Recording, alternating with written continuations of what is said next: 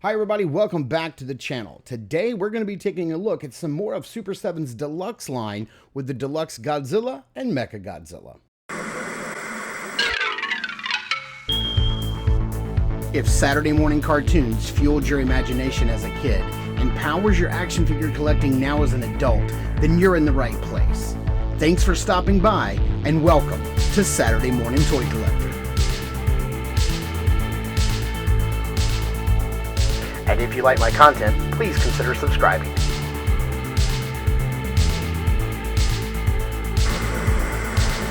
Alright, here we have the Deluxe line of Godzilla figures from Super7. They're called Super Kaiju.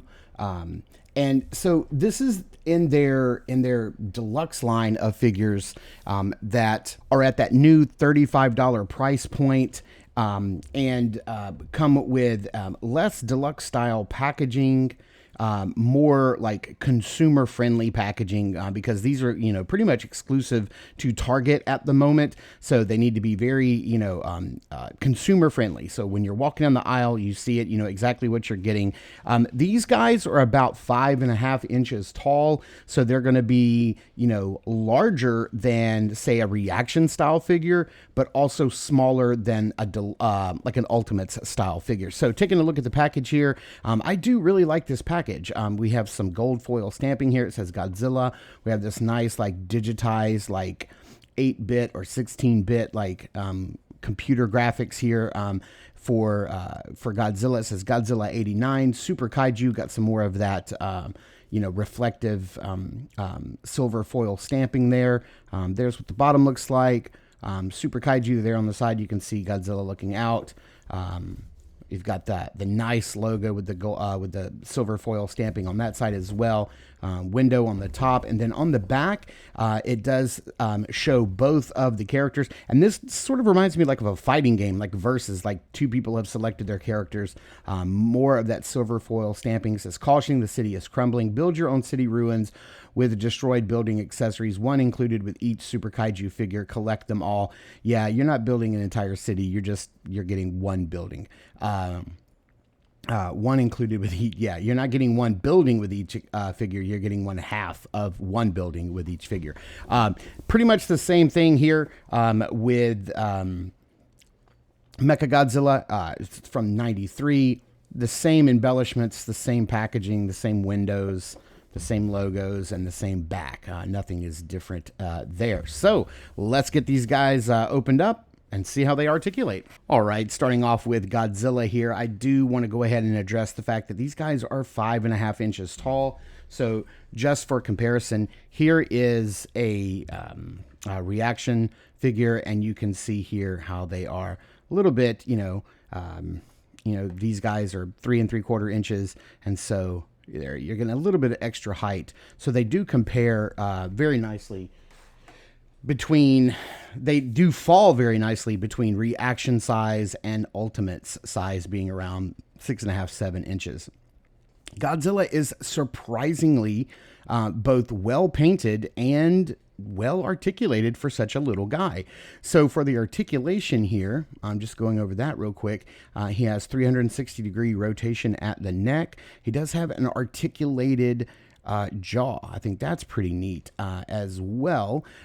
He has these ball joint and hinged shoulders. So believe it or not, oh man, the joints are just kind of really tight. Godzilla can go and hit that T pose. The arms can rotate all the way around. They can. We have both a hinge and do we have a swivel? We have a swivel at the forearms. The forearm can swivel. No swivel at the elbow, and he can bend about that far at the elbow. The hands are not individually articulated. That's why you get that forearm swivel, so you can rotate the hands around if you want to. The hips are very well articulated on this little ball joint, so you can get them to go out about that far. You can get the leg to go forward about that far, and back about, you technically can rotate this leg all the way around if you want. You do have this bend right there at the knee, and it does swivel at the knee. And then surprisingly, there is foot articulation, so you can, tilt the foot down about that far, tilt it up about that far. It does have some rock motion, but no swivel. Now the tail is completely different, but to me looks very similar. All of this is a very hard plastic, and then this is a soft rubber tail. It does rotate at the base of the tail. Yeah, it kind of feels like it's a little bit on a ball joint, but it is also it has a bendy wire. So so there you go. That's really cool. I think that's pretty neat that they give us some bendy wire tail action going on. You can bend it to the side if you want, depending on your shelf space. And then just going over the paint apps, I don't see hardly any paint apps on the body itself. I don't see a dry brushing or a wash or anything like that. But I think the eyes are nicely painted, although he is, like, this eye seems to be kind of looking off this way, and then this eye seems more straight ahead, so he does have kind of a weird look on his face. His claws, both on his hands and feet, are painted, and I really like the soft airbrushing on his spines. And again, this figure comes in at $34.99, so if you're looking at something, between that larger 8 to 9 inch Ultimates line that are around $80 to $90, and then the reaction line, this is definitely falling into that space, and I dig it. Now the only other thing he comes with is this building. So he does come with a piece of a building. You see there's some broken rubble at the top of the building, windows, there's no paint, and it's hollow on the inside, and the other part comes with Mechagodzilla. All right, turning our attention to Mechagodzilla, who might be my favorite out of the two.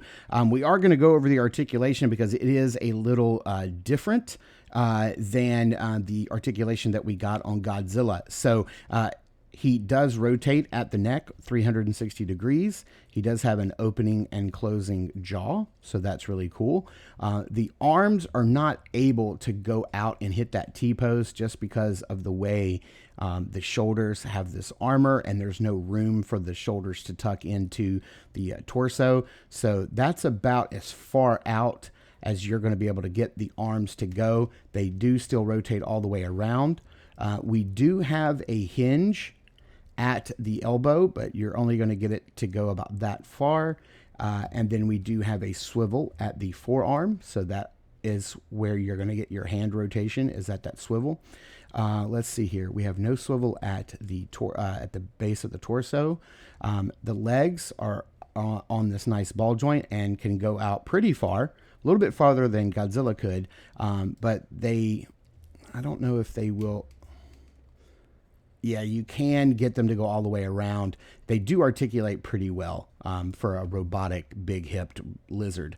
The knees can only bend about that far, so you're only getting about 45 degrees on that knee.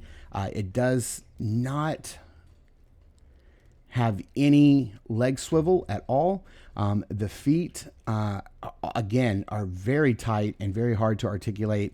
I don't even know it. I can see a joint right there, but man, it's just not really wanting to move that well. Let's try this other foot and see if it moves any better.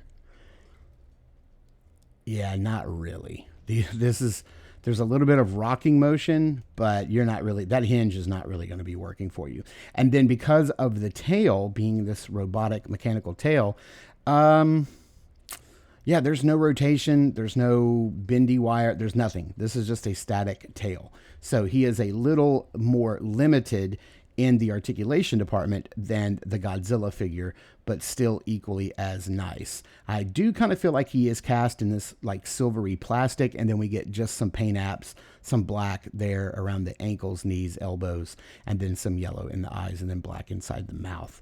He also comes with a piece of a building. This is the top of the building, so you can see like a little generator or air conditioner on the top, different style windows, and then you can fit the two pieces together like so, and then you are able to have a building that these guys can knock down while they are battling, and that's pretty neat.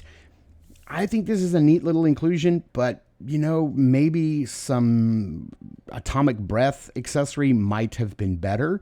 I'm not sure. That can't possibly cost them that much more to produce and include. So maybe, throwing in an atomic breath beam with each one of the guys wouldn't have been such a bad idea. All right, so at the end of the day, I'm happy with these two purchases. Being $35 each, I think they're a lot more budget friendly. They're a lot smaller. They're not going to have the same shelf presence that the Ultimates versions of these guys are, but I've wanted some of the Super 7 Godzilla Kaiju on my shelf for a while, and not having the space for the Ultimates size and their massive tails and all of that, and B, the price point, $80 to $90 a figure. I've just not been willing to jump in to that Kaiju line from Super 7. But this right here fits both my space allowance and my budget allowance. I think this is a very happy medium between Reaction being a little smaller and still around that $20 to $25 price point, and then these being a little larger, come with an extra nicer accessory than Reaction figures typically do, and being around that $35 price point. So I dig them. They may not be for everybody, but I'm enjoying them, and I'd like to see where they're going to go next with, will they make more figures in this deluxe style for their Super Kaiju line. So thank you guys so much for tuning in and watching. I super appreciate it. Please continue to check us out over at Instagram at Saturday Morning Toy Collector. I am your Saturday Morning Toy Collector. I'm your host, Mark, and I will see you in the toy aisles.